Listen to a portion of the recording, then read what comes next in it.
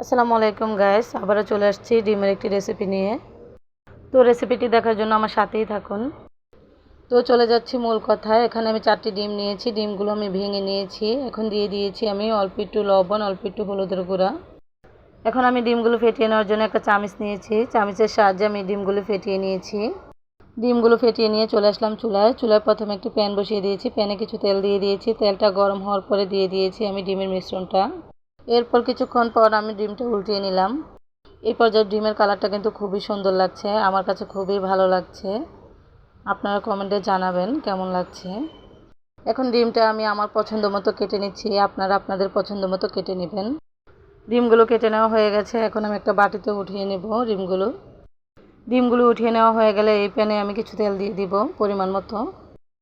এরপর কিছু পেঁয়াজ কুচি দিয়ে দিয়েছি, পেঁয়াজ কুচিগুলো নেড়ে ছেড়ে আমি দিয়ে দিয়েছি একটুখানি রসুন কুচি, একটুখানি আদা কুচি।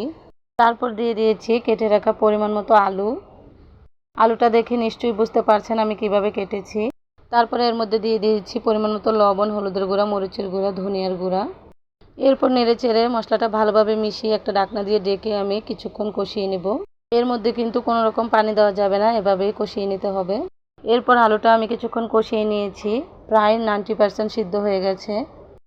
এর মধ্যে দিয়ে দিলাম কিছু কাঁচামরিচ ফালি আর কেটে রাখা কিছু টমেটো। এরপর নেড়েচেড়ে একটা ঢাকনা দিয়ে ডেকে আরও কিছুক্ষণ কষিয়ে নিব। ফিরে আসছি আরও কিছুক্ষণ কষানোর পর। এরপর ঢাকনাটা খুলে আমি নেড়েচেড়ে দিয়ে দিব ফুটানো পানি।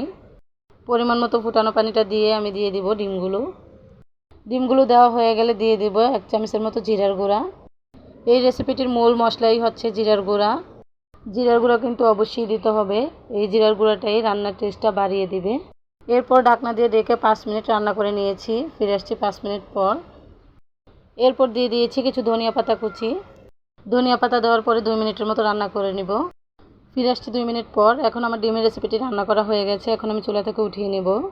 আশা করি আপনাদের কাছে আমার ডিমের রেসিপিটি ভালো লাগবে। ভালো লাগলে লাইক, কমেন্ট এবং শেয়ার করে দিবেন। দেখেন চুলা থেকে উঠানোর পরে ডিমের রেসিপির ফাইনাল রূপ কেমন হয়েছে। মাশাআল্লাহ, এটা কিন্তু খেতে অসম্ভব মজা হয়েছিল। আপনারা এভাবে ট্রাই করতে পারেন। আশা করি আপনাদের কাছে ভালো লাগবে। আজ এই পর্যন্তই। সবাই ভালো থাকবেন, সুস্থ থাকবেন। আল্লাহ হাফেজ।